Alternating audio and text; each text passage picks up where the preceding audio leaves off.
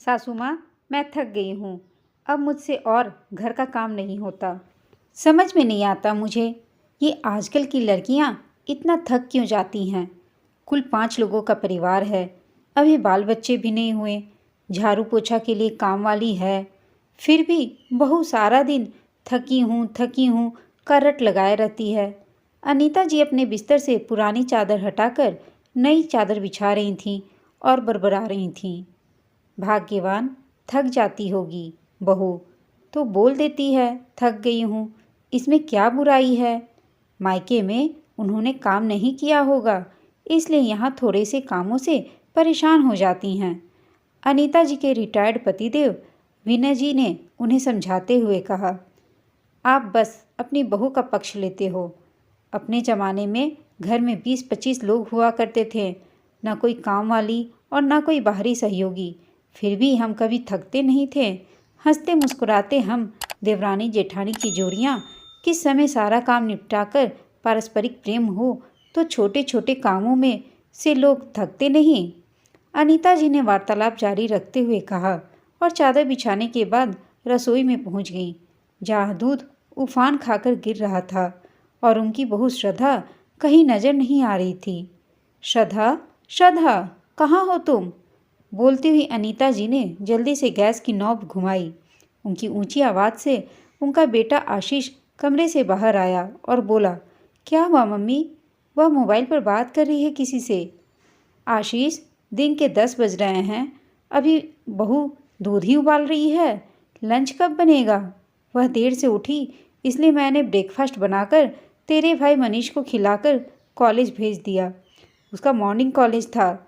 एक तो देर से उठी और सिर्फ दूध उबाला है, वह भी इतनी लापरवाही से कि आधा दूध उफान खाकर गिर पड़ा है। अनीता जी एक सांस में बोल गई, क्या हुआ मम्मी जी? आप कितना शोर मचाती हैं। मेरी फ्रेंड थी फ़ोन पर, आपकी आवाज़ सुनकर पूछ रही थी कि कौन इतनी ज़ोर से बोल रहा है।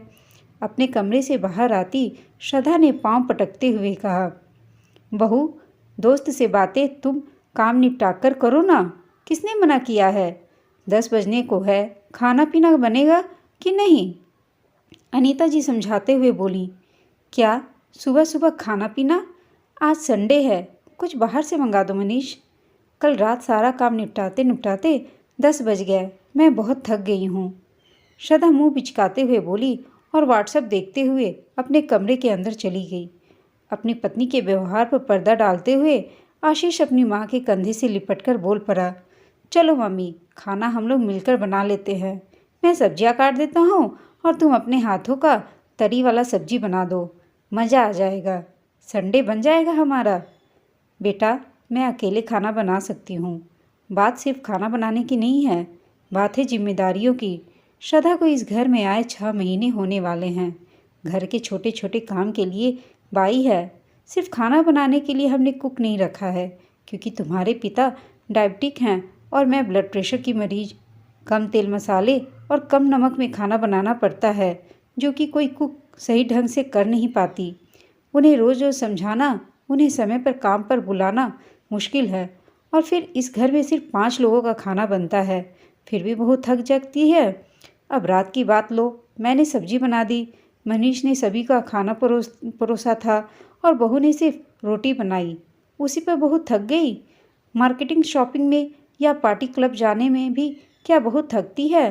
क्योंकि यह थकान वाली बात मैं हर दिन बीच कर सुनती ही रहती हूँ। कहीं से आयरन वगैरह की कमी तो नहीं? अनीता जी ने आश्चर्य से अपनी बात रखी। अरे नहीं मम्मी, एक्चुअली ये अपनी माँ के पास कोई काम नहीं करती थी, यहाँ इसे थोड़ा काम भी बहुत ज़्यादा लगता है। तुम परेशान ना हो, वह बिल्कुल ठीक है। अब ब्याह कर लाया हूँ तो जैसी है वैसी ही एक्सेप्ट करनी पड़ेगी ना। आशीष ने माँ को समझा दिया और माँ के साथ रसोई में लग गया। आशीष ने माँ को समझा तो दिया, लेकिन उसे भी ये पता था कि उसकी पत्नी श्रद्धा इतने दिनों बाद भी इस घर को अपना नहीं समझती है। वह अभी तक अपने मायके परिवार और अपने मायके के दोस्तों से जुड़ी रहती है। वैसे आशीष को यह बात बुरी नहीं लगती थी, परंतु वह चाहता था कि पुराने रिश्तों के साथ वह नए रिश्तों पर भी ध्यान दे। लेकिन श्रद्धा अपने आप को ढालने के लिए बिल्कुल तैयार नहीं थी। दिन बीतते जा रहे थे। एक दिन अनीता जी की तबीयत खराब हो गई। ब्लड प्रेशर की वजह से उन्हें चक्कर आने लगे थे। डॉक्टर ने उन्हें आराम करने को कहा था। एक दिन शाम में जब आशीष जल्दी ऑफिस से आया तो उसने माँ को रसोई में काम करते देखा। मम्मी, तुम रसोई में क्यों आई? तुम्हारा अपने कमरे से बाहर आना ठीक नहीं। अगर चक्कर खाकर गिर गई तो क्या होगा?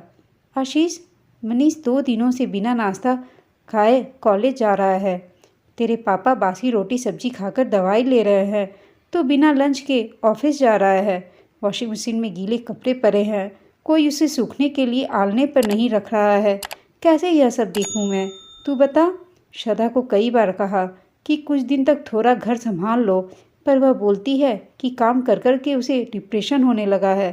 अभी मेरे कमरे में आकर बोल गई कि उसकी दोस्त कितनी लकी है कि उसके सास ससुर उसकी शादी से पहले स्वर्गवास कर गए, और उसी दोस्त की बड़ी बहन कितनी दमंग है जो कहती है कि 10 काम वाली रखूंगी पर सास को अपने पास नहीं बुलाऊंगी। ये बोलते बोलते अनीता जी रोने लगीं। आशीष के लिए ये नई बात नहीं थी। कई बार श्रद्धा ने उसे भी इस तरह की बात बताई थी जिसे उसने अनसुना कर दिया था, लेकिन आज उसने अपनी वृद्ध माँ को ये सब कह दिया था जो उसे बर्दाश्त से ज़्यादा हो गई थी। वह श्रद्धा से माफ़ी के बारे में बात करेगा, ये सोच वह माँ से बोला, माँ, अब आपका आराम करने का समय है, आप अपने कमरे में जाओ। यह बोलकर आशीष ने अनीता जी को उनके कमरे में भेज दिया और वापस श्रद्धा के कमरे में पहुंचा। हाँ हाँ, मैंने ये बोला है, तंग आ गई हूँ यहाँ से मैं। सबों को खाना बनाकर खिलाओ, कहीं जाने से पहले बताओ कि कहाँ जा रही हूँ और कब तक आऊँगी। देर तक सोना नहीं, पति के साथ अकेले समय बिताओ नहीं। क्या है मेरी ज़िंदगी का पर्पस? बस अपनी ज़िंदगी की डोर किसी दूसरे के हाथ में डाल दो। मुझे गुलाम वाली फीलिंग आती है। माफ़ी तो मैं बिल्कुल नहीं मांगूंगी तुम्हारी माँ से। कितना अच्छा गांव वाला घर खाली पड़ा है, इन्हें वहीं क्यों नहीं भेज देते? कितने सपने देखे थे मैंने, अपने पति के साथ खुशनुमा पल बिताऊंगी, प्यार भरी बातें करूंगी, लेकिन यहाँ तो बस डायबिटीज़ और ब्लड प्रेशर की बातें होते रहती हैं। श्रद्धा बोले जा रही थी। उसने रो रो कर पूरा घर सिर पर उठा लिया था। आशीष श्रद्धा की बातें सुन हतप्रभ था। श्रद्धा को उसने और उसके परिवार ने हर तरह की आज़ादी दे रखी थी। घर के कार्य में भी घर के सदस्य उसका सहयोग करते थे। कहीं आने जाने की कोई रोक टोक नहीं थी। खुद आशीष भी उसके पीठ पर खड़ा रहता था। वीकेंड पर उसे बाहर ले जाता था, घुमाता था, शॉपिंग कराता था। फिर भी श्रद्धा इस परिवार से इतनी असंतुष्ट थी। फिर आशीष ने कुछ सोचकर श्रद्धा को थोड़ी देर अकेला छोड़ दिया और घर की बाई इंदुबाई को घर के कुछ ज़रूरी काम निपटाने का आग्रह पैसों के साथ किया ताकि बीमार माँ आराम कर सके। आशीष को किसी प्रकार अपने परिवार को जोड़े रखना था। शायद श्रद्धा की नाराज़गी काम न करने से कम हो जाए, इसलिए वह एक समझदार कुक भी ले आया। साथ ही श्रद्धा की जगह खुद हर काम में कामवालियों को इंस्ट्रक्ट करने लगा। श्रद्धा को भी आराम हो गया। वह दिन भर अपने कमरे में सोशल मीडिया पर लगी रहती। आशीष अपना बेटा होने और अपने पति होने का कर्तव्य निभा रहा था। उसका मानना था जिस माँ ने उसे जन्म दिया उसकी सेवा उसका धर्म है, और जिसे उसने अपनी अर्धांगिनी बनाया उसकी खुशी का ख्याल रखना भी उसकी जिम्मेदारी है। लेकिन उसकी पत्नी श्रद्धा थोड़ी भी जिम्मेदारी आने पर उसके माता पिता को गांव भेजने की बात बोलने लगती। बस करो श्रद्धा, एक दिन काम वाली नहीं आई तो तुमने उत्पात मचा दिया है। आज फिर माता पिताजी को गांव भेजने की बात तुमने की, वह भी पिताजी से तुमने ऐसा कहा। तुम्हारी हिम्मत की दाद देता हूँ, तुम प्यार और सम्मान के काबिल नहीं। आशीष ऑफिस से शाम में आते ही चिल्लाने लगा। उसे अपनी माँ ने फ़ोन पर श्रद्धा की बदतमीजी और काम वाली न आने पर उसके बुरे व्यवहार की बात बता दी थी। दोनों पति पत्नी में लड़ाई शुरू हुई और बात श्रद्धा के माता पिता तक पहुंच गई। आनन फानन में श्रद्धा के पिता उसे अपने साथ लेकर चले गए। तुम्हारी भाभी अगर मुझे आज घर से बाहर निकाल दे तो तुम्हें कैसा लगेगा? बात कर दामाद जी से और अपने घर वापस जा। यह घर अब तेरी भाभी का है, न कि तेरा। अपनी भाभी से सीख किस प्रकार बिना परेशान हुए, बिना थके हुए खुश मिजाजी से वह जीवन व्यतीत कर रही है। श्रद्धा की माँ ने उसे मायके आते ही डांट लगा दी। श्रद्धा को किसी के डांट पर फर्क नहीं पड़ता। सारा दिन वह अपने कमरे में पड़ी रहती और परोसा हुआ खाना खाती रहती। श्रद्धा की भाभी प्रेग्नेंट थी। घर में वह अपनी सास ससुर और अपने पति के साथ मिलजुल कर प्रेम से जिंदगी निर्वहन कर रही थी। श्रद्धा को आशीष की याद तो आती, पर आशीष को फ़ोन करना उसे अपनी हार नज़र आती। आशीष भी उसे अब बहुत नाराज़ था। उसने भी उसे कॉल करना बंद कर दिया था। 2 महीने ऐसे ही बीत गए। आशीष की माँ ने कई बार श्रद्धा को कॉल कर मनाने की कोशिश की, पर सब बेकार हो गया।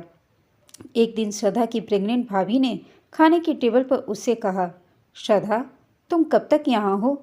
एक्चुअली मेरा 8वां महीना चल रहा है। अब मुझे उठने बैठने में परेशानी होती है। सासू माँ भी कितना करेंगी, उनकी भी उम्र हो चुकी है। इसलिए मुझे अपनी छोटी बहन को यहाँ बुलाना है। तुम अपने घर जाओ तो उसे मैं बुलाऊं, क्योंकि कमरा एक ही एक्स्ट्रा है जिसमें तुम रह रही हो। भाभी की बात सुन श्रद्धा के होश उड़ गए। गुस्से से वह कांपने लगी। भाभी उसे उसके अपने घर से जाने के लिए बोल रही थी। वह अभी तक दिए भाभी के लाड प्यार को भूल गई और उसने तपाक से अपनी भाभी को बोला, आपकी हिम्मत कि आप मुझे मेरे घर से जाने के लिए बोलो, वह भी अपनी बहन के लिए। अगर सेवा करवानी है तो जाओ अपने मायके, वहीं आराम करो। मैं कहीं नहीं जा रही। एक बार से आई लड़की मुझे मेरे घर से जाने के लिए बोलेगी। श्रद्धा का इस तरह अपनी भाभी का अपमान करता देख उसके माता पिता स्तब्ध थे। इस बदतमीजी को श्रद्धा की माँ नहीं झेल पाई। वह पहले से ही श्रद्धा को समझा समझा कर थक चुकी थी। उन्होंने खाना छोड़ दिया और खड़ी होकर बोली, श्रद्धा, मेरी बहू से तमीज़ से बात कर।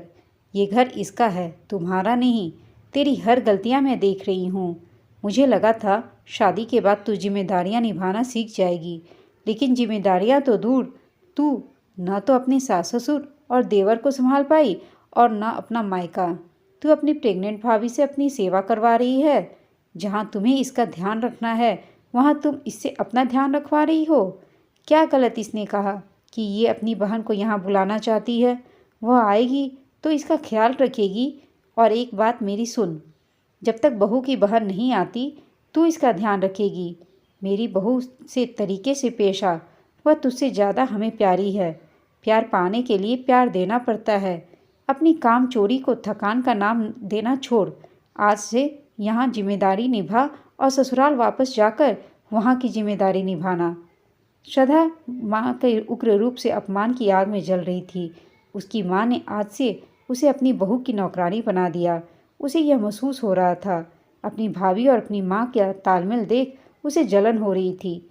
एक परिवार की तरह उसका बसता हुआ मायका उसकी आंखों में खटकने लगा था। वह एक पल भी वहाँ रुकने को तैयार नहीं थी। उसे अपना ससुराल याद आने लगा, जहाँ हर कोई उसे ऊंचे दर्जे पर रखता था। उसने हार कर आशीष को फ़ोन किया कि वह वहाँ आना चाहती है। आशीष ने उसे इसी शर्त पर उसे वापस लाने की बात कही कि वह अपनी भाभी के जैसे अपने ससुराल को अपना मानेगी, एक दूसरे का सम्मान और परस्पर प्यार से रिश्ते निभाएगी। श्रद्धा के पास कोई विकल्प नहीं था। वह अपना सामान समेटने लगी। आज उसकी घर वापसी थी। दोस्तों, अपनी बेटियों को सही समय पर सही शिक्षा देनी चाहिए। अगर प्यार से ना समझे तो डांट कर समझाना चाहिए। बेटियां तो परिवार को जोड़ने वाली कड़ी होती है, जिसका पालन पोषण संस्कार उम्दा रखें। दोस्तों, आपको यह कहानी कैसी लगी हमें कमेंट करके अवश्य बताइएगा। साथ ही कहानी अच्छी लगी हो तो इसे लाइक और शेयर ज़रूर कीजिएगा। अगर चैनल पर नए हैं तो प्लीज़ चैनल को सब्सक्राइब अवश्य कर दीजिएगा। कहानी सुनने के लिए आप सबका धन्यवाद।